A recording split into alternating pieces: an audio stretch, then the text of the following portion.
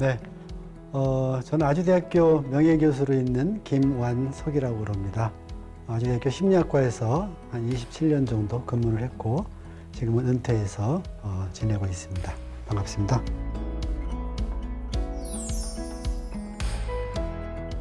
공부는 이제 학교 공부만 뜻하는 건 아니지만은 그래도 이제 학교에다 국한시켜서 얘기하면은 우리가 뭐 공부를 한다는 거는 뭔가 새로운 것을 자기의 지식으로 저장해서 쓰게 된다.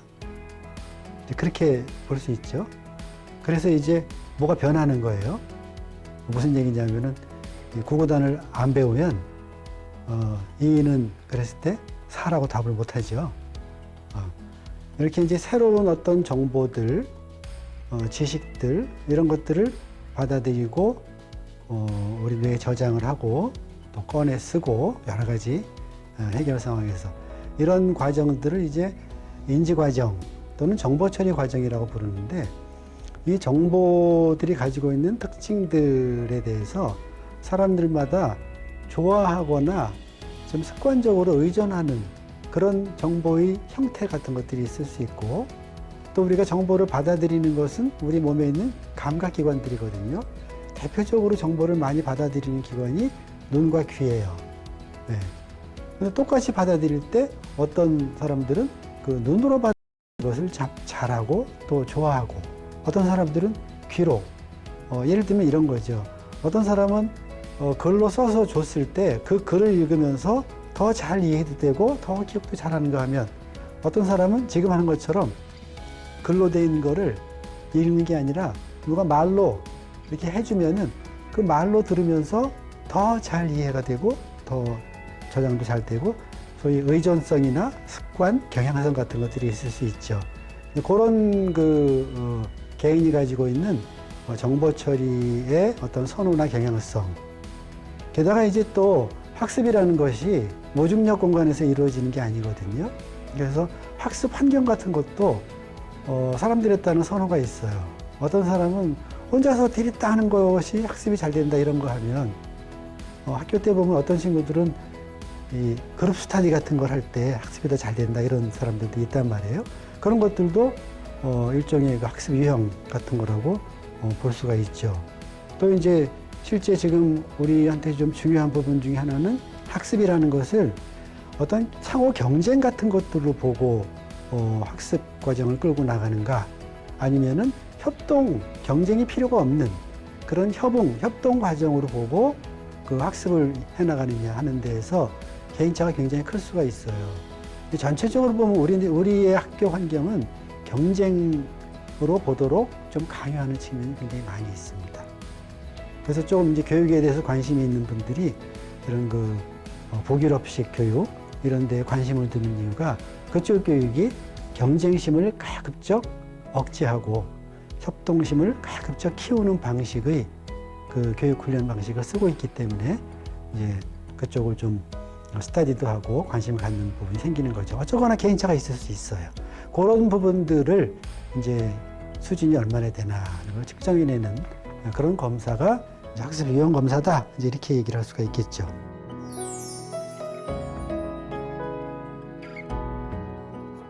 이 학습 유형 검사는 MBTI 비슷한 그 유형 검사예요. 그러니까 범주화시키는 거죠, 이렇게. A라는 친구는 시각에 많이 의존하고 그림으로 된 정보를 좋아하는 스타일이야. 예를 들면. 근데 B라는 친구는 그림보다는 글로 된 거를 좋아하고 그것을 그 말로 듣는 걸 좋아해. 눈으로 읽는 것보다는. 이런 식으로 스타일을 나눌 수 있잖아요. 근데 스타일을 그렇게 유형화 하면은 뭐가 좋으냐? 그러면은 그 환경이 자신에게 맞는 환경인가 하는 것도 따져볼 수 있고, 그렇죠? 예를 들면 이런 거예요. 어떤 학교는 굉장히 경쟁을 강조하는데 거기에 경쟁을 싫어하는 스타일이 이 사람이 거기에 적응하려고 어렵겠죠. 그거나 마찬가지예요. 좀 이제 적극적으로 생각하면은 그러면은 그 환경을 바꾼다거나 나한테 좋은 환경을 바꿔갈 수 있겠죠. 그러니까 똑같은 문자로 된 것이라도 시각 의존성이나 시각 선호가 높은 친구라면은 소설 같은 것을 소설 사서 읽는 게 좋을 거고, 청각 선호도가 높은 거라면은 읽어주는 책을 듣는 게 훨씬 더 얻는 게 많을 거예요. 그것이 지식이든 아니면은 그 상상력이든 또는 지혜에 관련된 것이든지 간에. 이런 식으로 자신과 맞는 매체, 자신과 맞는 환경, 자신과 맞는 어떤 공부의 조건들, 이런 것들을 조금 선별할 수 있다. 굉장히 중요하죠. 네. 개인이 할 수 있는 거는 하는 거고, 환경에 대해서 하지 못하는 거는 어쩔 수 없지만 그것도 수능을 해야 되기도 하고. 그러나 정확하게 내가 정보 처리할 때 어떤 스타일이다. 또 내가 이런 여러 가지, 이걸 정의적이라고 그러는데, 여러 가지 환경이라든지 뭐 이런 것들에 대해서 내가 어떤 걸 더 선호한다, 좋아한다, 이런 것들을 파악하는 것은 크게 보면은 자기 이해가 되겠죠? 학업과 관련된 쓸모가 있을 겁니다.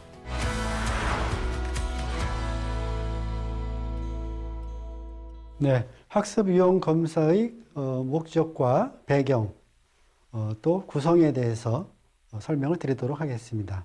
학습 유형이라는 것은 학습자가 학습하는 과정에서 나타나는, 말하자면 어떤 정보를 받아들여서 처리하는 그런 과정에서 나타나는 일정한 어떤 선호 경향성 또는 습관 같은 것이라고 볼 수 있습니다. 이 학습 유형 검사를 통해서 자신이 그 새로운 정보를 받아들이고 이해하고 저장하고 활용할 때 어떤 매체들, 어떤 감각들에 주로 의존하는지, 이런 그 학습 유형 같은 것들 파악해 볼 수 있고요. 조금 또 다른 측면에서는 다른 사람들과 같이 학습한다거나 이런 것들에 관한 태도들, 또 학습을 할 때 그 정보를 얼마나 깊이 처리하느냐 하는 그런 부분들까지도 전체적으로 파악할 수가 있도록 되어 있습니다.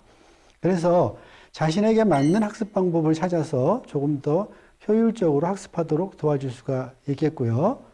또 학습에 대한 어떤 동기뿐 아니라 학습에 대한 긍정적인 태도를 형성하는 데도 꽤 쓸모가 있는 검사라고 볼 수가 있습니다. 이 검사가 다른 검사하고 다른 점이 있다면, 기존의 다른 검사들은 대체로 정보 처리 이론을 토대로 해서 인지적인 측면의 개인차에 초점을 두고 있습니다. 예를 들어서 선호하는 정보가 뭐 그림 형태의 정보를 더 좋아하느냐, 아니면은 문자 형태의 정보를 좋아하느냐, 또 어떤 주로 활용하는 감각이 주로 시각에 많이 의존하느냐 또는 청각에 의존하느냐, 이런 것들은 일종의 그 정보 처리적, 인지적 측면의 선호나 개인차라고 볼 수 있습니다. 그러나 본 검사는 이런 정보 처리적 측면의 특성 외에도 학습과 관련한 어떤 정의적인 특성, 말하자면은 개인이 가지고 있는 환경에 대한 선호나 또 학습에 대한 태도, 이런 것들까지 포함해서 측정해내고 있다는 것이 차이라고 볼 수가 있습니다. 그래서 학습 환경과 학습 전략, 태도의 차이까지 고려해서 개인의 그 학습에서 주로 의존하고 활용하는 어떤 정보 처리적인 측면들을 고려해서 종합적으로 파악할 수 있다는 장점이 있다고 볼 수 있습니다. 하위 요인들을 간단하게 말씀드리면은, 하위 요인들은 조금 전에 말씀드린 것처럼 크게 보면은 정보 처리적 측면, 즉 인지적 측면의 네 가지 하위 요인과 정서적인 또는 태도, 정의적인 측면의 네 가지 하위 요인으로 구분해 볼 수 있습니다. 정보 처리 유형은 주로 입력 정보를 처리할 때 주로 그림, 이미저리, 심상이라고 그러는데요. 그런 형태의 것들을 더 좋아하고 잘하는지, 아니면은 언어 형태로, 즉 글로 된 그런 설명을 더 잘 이해하고 좋아하는지 하는 상대적인 선호도나 상대적인 의존도 같은 것들을 재는 것입니다. 정보 입력 차원은 시각에 많이 의존하는지 청각에 많이 의존하는지 하는 것을 측정하고 있습니다. 그래서 예를 들면은 동일한 글로 된 그런 정보를 할지라도 시각적으로 전달할 수도 있고, 읽어서 강의나 토론 이런 형태로 설명해 줄 수도 있습니다. 이제 그런 점에서 정보, 입력 정보 유형과 의존하는 감각이라는 것은 관계가 전혀 없지는 않지만은 조금 다른 차원으로 이해하시면 될 것 같고요. 그 다음에 정보 처리를 어느 정도나 깊게 처리하느냐 하는 그런 차원을 재는 것으로 정보 저장 차원이 있습니다. 보통은 이제 그 심리학자들이 이걸 정교화라고 부르는데요. 어떤 친구들은 새로운 정보가 들어왔을 때 그 정보를 기존에 저장된 지식이나 정보를 토대로 다양한 각도에서 연루시키면서 해석을 하고 그 결과로 저장을 하는 그런 그 특징을 가진 친구들이 있는가 하면 그게 아니라 그냥 우리 쉽게 그냥 외운다고 그러죠. 사진 찍듯이 이렇게 표면적으로 학습 내용을 암기하거나 기존 지식과는 관계없이 그냥 도서관에 책 한 권 딱 갖다 놓듯이 이렇게 넣는 그런 그 정보 처리 깊이에 관한 저장 요인이 있을 수 있습니다. 그 다음에 정보를 이해할 때 어떤 전체적인 측면의 이해에 더 치중하는 친구들이 있는가 하면 그것보다는 디테일한 구체적인 정보들을 분석하는 것에 그 관심이 더 많고 그걸 잘하고 좋아하는 친구들이 있습니다. 전체형의 친구들은 디테일한 구체적인 내용들을 놓치기가 쉽고 분석형의 친구들은 하나하나는 다 잘 기억하는데 이것이 전체 맥락에서 갖는 의미라든가 이런 것들을 이해하는 데는 좀 어려움이 있을 수 있죠. 어쨌거나 그런 요인이 있을 수 있습니다. 그 다음에 이제 정의적인 요인으로다 경쟁을 선호하느냐, 협력을 선호하느냐 하는 차원이 있을 수 있습니다. 학습을 할 때 친구나 동료하고 상호작용을 하거나 상호작용하는 질이 경쟁자로 보고 하는 것이냐, 아니면 협력자로 보고 하느냐, 또 그런 것을 어떤 것 쪽을 더 선호하느냐 하는 것을 나타내는 차원으로 보시면 될 것 같고요. 여섯 번째 차원인 실용, 응용 차원. 이거는 이론이냐 지식이냐 이렇게도 볼 수 있을 텐데 공부를 하고 학습을 하면서 이것을 주로 실생활의 응용이 어떻게 될까 하는 측면에서 접근하는 친구들이 있는가 하면 그거랑 관계없이 이 원리가 뭘까 하는 그거 자체의 재미, 지식을 습득하고 개념을 정확하게 이해하고 원리를 이해하는 것 자체에서 큰 재미를 느끼고 관심을 갖는 그런 차이를 반영하는 차원이라고 볼 수 있습니다. 네, 그 다음은 능동, 수동 차원인데요. 이는 학습 태도에 관한 것입니다. 능동적이다 하는 것은 학습자가 학습 과정에 자발적으로 참여하고 그리고 이런 경우의 학생들은 대개 자신의 학습 능력에 대해서 자신감도 높고 스스로 자기 동기도 좀 높은 그런 것과 관련이 있습니다. 거기에 비하면 이제 수동적인 이런 그 차원 측면으로 좀 기울인 학생들은 지적 호기심이 좀 약할 수도 있고 오히려 그 아주 잘 따라가는 그래서 외부에서 잘 정리해주고 설명해주고 그러면은 그런 것들을 아주 충실히 받아들이는 그런 특징을 가지고 있어서 보통은 아주 착실한 학생으로 보이는 경우도 굉장히 많이 찾아볼 수가 있는 그런 차원이다 생각하시면 됩니다. 그 다음에 이제 계획이냐 숙고냐 하는 건데 요거는 학습과 관련해 가지고 뭐 학습뿐 아니라 대부분의 그 생활에서 행동하기 전에 많이 숙고해보고 따져보고 이렇게 한 다음에 계획도 좀 디테일하게 세워서 하는 그런 경향이 심하냐 아니면은 대충 그냥 계획해놓고 일단 저지르고 나서 그런 과정에서 이해도 하고 받아들이고 또 수정돼 나가는 그런 스타일이냐 하는 것을 측정하는 차원으로 보시면 될 것 같습니다. 자, 그러면 이 학습 유형 검사는 어떻게 활용할 수 있겠느냐 하면은 학생과 학부모들의 경우는 우선 자신의 강점과 약점을 파악하고 자신에게 가장 효과적인 학습 방법을 파악하는데 쓸 수가 있을 것 같고요. 관련해가지고 학습 자료를 선정할 때도 자신의 학습 유형에 맞는 학습 자료를 선정하고 활용함으로써 좀 더 호기심도 가지고 동기도 높이고 하면서 쉽게 기억하고 이해할 수 있도록 촉진해 줄 수 있을 겁니다. 그 다음에 학습 전략 같은 것들을 개발하는 데도 도움이 될 수 있을 것 같고요. 학부모는 특히 자녀의 학습을 지원할 때 어떤 방식이 좋을지 하는 대안들도 제시하고 또 평가도 해보고 하는 방식으로 학생에게 적합한 방식의 도움을 줄 수가 있을 것입니다. 교사들의 경우도 거의 대동소이하게 마찬가지입니다. 학급 학생들이 전체적으로 어떤 그 학습 유형이 어떤 쪽으로 많이 가 있는지 하는 것들이 아마 학급별로 다를 수도 있고 다르지 않을 수도 있습니다. 제가 느끼기에 요즘 학생들의 경우는 글로 된 정보에 대해서 굉장히 선호도도 낮고 그리고 이해도도 굉장히 낮은 것 같아요. 그래서 글로 제시하는 것보다는 그림으로 제시하는 것을 훨씬 선호하고 글을 읽어서 이해해라 하는 것보다는 글을 읽어주어서 말로 해서 이해하는 것, 그걸 더 쉬워하고 선호하는 것 같습니다. 그런데 사실 이 학습 관련한 오랜 전통에서는 글로 자신의 생각, 글과 말로 자신의 생각을 정리하고 표현하는 것은 대단한 능력입니다.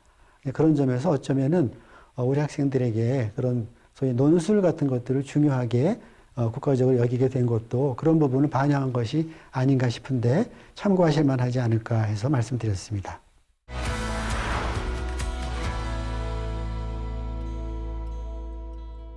네, 검사 실시와 결과지에 대해서 설명을 드리도록 하겠습니다. 이 검사는 초등학교 고학년, 5, 6학년부터 중고등학생까지 쓸 수 있도록 만들었습니다. 그래서 초등학교 5, 6학년용은 86문항으로 되어 있고 중고등학생용은 162문항으로 되어 있습니다. 수검 시간은 대략 40분에서 50분 정도 소요됩니다. 이 검사를 실시할 때 특별한 유의사항은 없습니다. 문항에 옳고 그름이 없기 때문에 상대적으로 자신의 생각이나 선호와 일치하는 쪽으로 다 골라서 표시하시면 됩니다. 자, 그 다음에는 학습 유형 검사 결과지 전체를 보여드렸는데요. 하나하나 짚어가면서 설명을 조금 더 해드리도록 하겠습니다. 우선 결과 유효성입니다. 결과 유효성은 이 학생의 검사 결과를 해석해도 좋은가 하는 것을 판정하는 기준이 되는 세 가지 지표를 제시하고 있습니다. 그래서 이 지표를 참고로 해서 이 검사는 해석해도 괜찮겠다.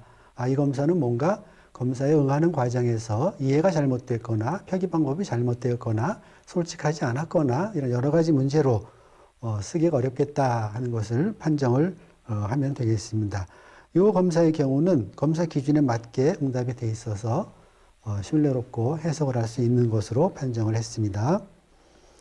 그 다음에 학습 유형 전체 스타일인데요. 요거는 조금 어려운 부분이 있을 수 있어서 일단은 이런 것이 있다 하는 것만 참고를 하시면 되고, 특별한 것은 이 검사가 인지적인 측면만 재는 것이 아니라 정서적인 측면 또는 정의적인 측면이라고 부르는데 태도라든가 좋아하는 행동 습관이라든가 이런 것들을 같이 재고 있다는 것, 그것만 조금 참고하시면 되겠습니다.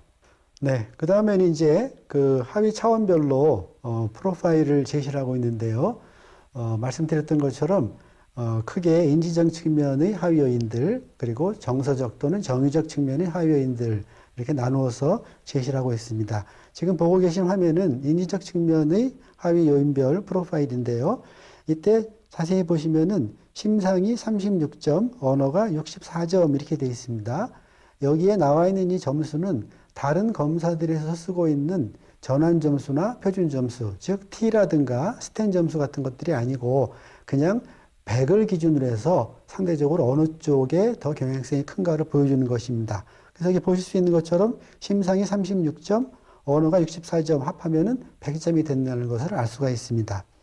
그래서 이 학생의 정보 유형은 이 표로 봤을 때 대체로 언어 쪽으로 더 선호하고 그걸 더 잘 활용하는 것으로 다 볼 수가 있습니다. 즉 정보를 입력할 때, 받아들일 때 어떤 그림으로 된 정보들보다는 글이나 말로 된 정보들 이런 것들을 더 잘 받아들이고 선호한다 이렇게 볼 수 있는데, 이 점수가 미묘한 차이가 있을 수 있습니다. 시각이나 청각 같은 경우는 10점 정도밖에 차이가 나지 않고 있습니다. 대략 이 점수 차이가 20점 정도 나면은 해석을 하셔도 괜찮습니다. 그러나 그렇지 않다면은 크게 한쪽으로 편향되어 있다고 보기는 어렵다 이렇게 말씀을 드립니다. 정서적 측면의 그 학습 유형에 대한 것도 마찬가지 방식입니다. 이 학생의 경우는 협력형이 55, 그럼 당연히 경쟁형은 45점이 나오도록 되어 있다는 것을 금방 확인할 수 있습니다. 자, 그 다음에 상세 해석은 이제 인지적 측면 각 차원별로 또 정의적 측면 각 차원별로 이 점수를 해석을 한 세부 내용입니다. 읽어보시고 참고로 쓰시면 될 것 같고요. 인지적인 측면, 그 다음에 정서적인 또는 정의적인 측면이라고도 부르고요. 마지막으로 교사용 학급 검사 결과를 제시하고 있어서 수검자 개인별로 해당 학급에서 수검한 학생들이 전체 점수를 종합적으로 볼 수 있도록 만들어져 있습니다. 이어서 개인용 워크시트를 제공하고 있는데요. 요거는 그 학급에서 상담용이나 또는 그 학급의 집단 토의나 집단 학습용으로 활용하실 수 있도록 본인이 점검하고 다른 친구들과도 비교해보고 이렇게 할 수 있도록 만들어져 있는 거니까 학급에서 시간을 내서 활용할 수 있을 것 같습니다.